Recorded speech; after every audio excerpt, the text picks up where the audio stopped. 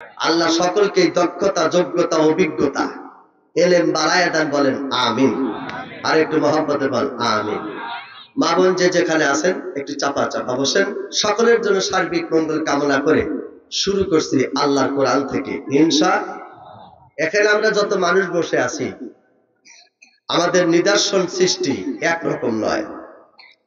আল্লাহ বাবা আদমকে বানাইছে শুধু মাটি দিয়া। কি দিয়া? জোরে বল। আমাদেরকে বানাইছে মাটির নির্যাস, মাটির রস গুণ। ঠিক না? ঠিক। বাপের মাধ্যম দিয়া, মায়ের মাধ্যম দিয়া, আমরা সরাসরি মাটি না, মাটির রস গুণ।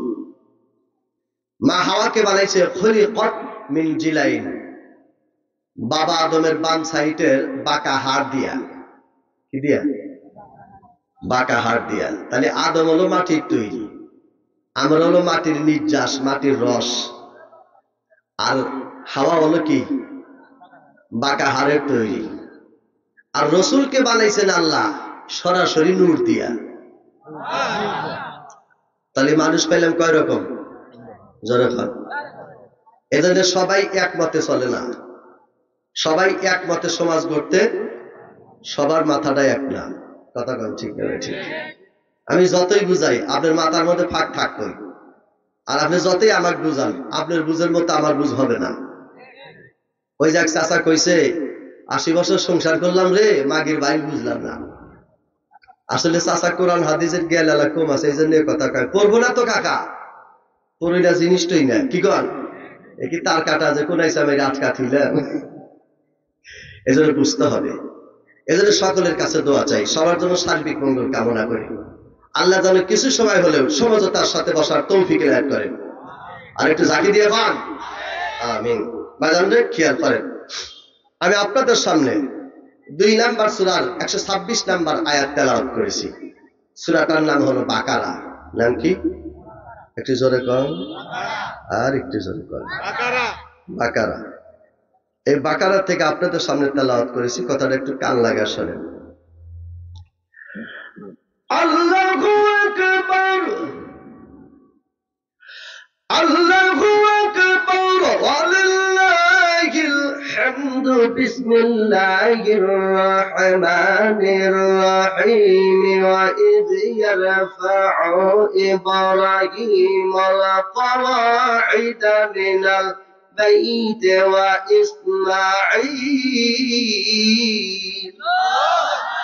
কথাগুলি কার? আরো জোরে কর। এ শুনলে সওয়াব। কত সওয়াব? প্রত্যেকটা অক্ষরে 10 নেকি। আপনি শুধু শুনতেছেন, বোঝার দরকার নেই। আর কোরআনটা হাতে ধরে আছি, দেখতেছেন। যতক্ষণ পর্যন্ত দেখতেছেন ততক্ষণ পর্যন্ত সওয়াব। জোরে হয় না রে? আমি আল্লাহ অনুমতি দিলাম, হুকুম দিলাম, হে জাতির পিতা ইব্রাহিম খলিলুল্লাহ, আমার জন্য একটা ঘর বানাও। কথা কন, কি বানাও? আরো জোরে কন। তুমি আর তোমার ছেলে আমার জন্য একটা ঘর বানাও, হে জাতির পিতা। জাতির পিতার নাম হলো ইব্রাহিম খলিলুল্লাহ। নাম কি? ইব্রাহিম খলিলুল্লাহ। আল্লাহ গো, আমরা যে ঘর বানাবো, তোমার কি পরিবার আছে? আল্লাহ বলেন, যারা ঈমানদার তারাই আমার পরিবার। আর একটু জোরে কর। ঈমানদার ব্যক্তি কার পরিবার?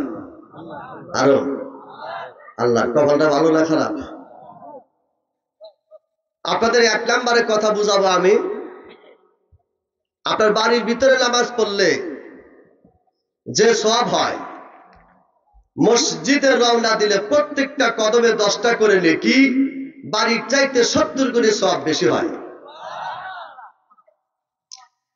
তাহলে এই মসজিদে যে টাইলস লাগানো হয়েছে, এর চাইতে ভালো টাইলস আপনার বাড়িতেও আছে। ঠিক না? মসজিদে যে সিমেন্ট লাগাইছেন, এর চাইতে ভালো সিমেন্ট কিন্তু আপনার বাসায়ও আছে। কিন্তু আপনার বাসায় নামাজ পড়লে যে নেকি হবে, তার চাইতে 70 গুণে বেশি নেকি হবে এই মসজিদে নামাজ পড়লে। অথচ আপনার বাড়ি করছেন যেই টাকা দিয়ে, ওই টাকাই এই টাকা। বাড়িতে যে ইট আছে, ওই ইটই এই ইট। বাড়িতে যে টাইলস আছে, ওই টাইলসই। ঠিক না? ঠিক। তাহলে একই কোম্পানি, একই মানুষ, একই রাজমিস্ত্রি, এই শ্যামপুর মসজিদে আসলে 70 গুণে সওয়াব বেশি হবে। কারণটা কি? ঠিক না ঠিক? 2 নাম্বার, যত দূর থেকে মসজিদ আসবেন প্রত্যেকটা কদমে 10টা নেকি। আপনি গরিব মানুষ, জুমার নামাজ পড়ছেন, মক্কা মদিনা যাওয়ার মতো আল্লাহ অর্থ দেয় নাই, আপনার একটা জুমার নামাজ মক্কা মদিনার কবুলীয় হজের সওয়াব। আপনার বাড়িতে নামাজ পড়তে পড়তে যদি আপনি মাজাহানি গাইরে হালান, আপনার বাড়িতে নামাজ পড়লে কবুল হজের সওয়াব পাওয়া যাবে, কিন্তু মসজিদে শুক্রবারে নামাজ পড়লে কবুল হজের সওয়াব। কারণটা কি কাকা, বুঝতে পারছেন কথা? আজকে আমার ওয়াজ হলো কি কারণে কবুল হজের সওয়াব গরিব মানুষের, গরিবের জন্য কেন কবুলীয় হজের সওয়াব, আর কেন 70 গুণে সওয়াব বেশি পাওয়া যায়। এই মসজিদের মধ্যে কি আছে সেই জিনিসটা আজকে কোরআন শরীফ থেকে টান দিয়ে বাইর করবো। কথা হয় না রে? আজকে বাংলাদেশের মানুষ রাজনীতি করবার চায়, 2-4 বছর রাজনীতি করলে বড় বড় বাড়ি করা যায়, গ্রামের বাড়ি বাদ দা ঢাকা শহরে যাওয়া যায়। 2 নাম্বারই করতে করতে যেদিন 17 বছর পুরো হয় সেদিন দেশ দিয়ে পলা যায়। কিন্তু এই মসজিদে আপনি যতবার যাবেন ততবার সওয়াব বেশি। এজন্য আমি কোরআন থেকে টান দিয়ে বের করব যে কি কারণে এই মসজিদে এত সওয়াব। ঠিক না ঠিক? এই মসজিদে জামাতের লোকও নামাজ পড়ে, আওয়ামী লীগের লোকও নামাজ পড়ে, পড়ে না? জাতীয় পার্টিও পড়ে, কানাও পড়ে, ল্যাংরাও পড়ে, গরিবও পড়ে, দলীয় সব শ্রেণী মানুষ নামাজ পড়েন। মসজিদ সবার জন্য এক সমান। মারহাবা খান। মসজিদের সাথে কোনো দল ভুক্ত নাই। ঠিক না ঠিক? শুধু ভুক্ত আছে একটা, কি? ঈমান আল্লাহ। কি আল্লাহ? ঈমানদারি লোকের দরকার। ঠিক না ঠিক? 2 নাম্বারে আলোচনা করব আপনাদের সামনে 35 নাম্বার সূরার 32 নাম্বার আয়াত, 22 নাম্বার পারা। এখানে আল্লাহ পাক ডাক দিয়ে বলতেছেন, হে পৃথিবীর মানুষ, وَمِنْهُمْ سَابِقٌ بِالْخَيْرَاتِ بِإِذْنِ اللَّهِ।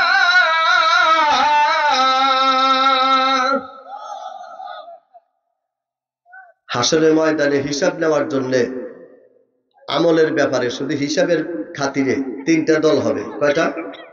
3টা। হিসাবের বেলায় দল তো অনেক হবে, 3 ভাবে হিসাব নিবে। 1 নাম্বার দল হবে যারা বিনা হিসাবে জান্নাতে যাবে, তারা। জোরে পাইলা রে?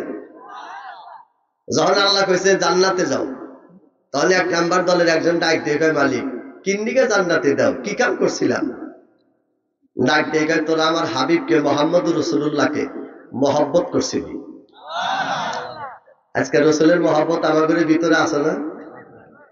দাড়িও যত বড়, মোছও তত বড়, লাইট দা ফাঁক করে দাঁত দেখা যায় না, এরাও তো রাসূলের পাগল।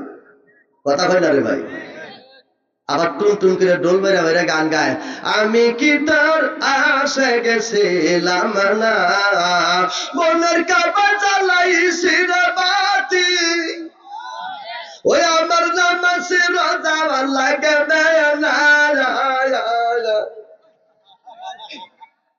আছে না? কত রঙের আশেক বাংলাদেশে দেখবেন।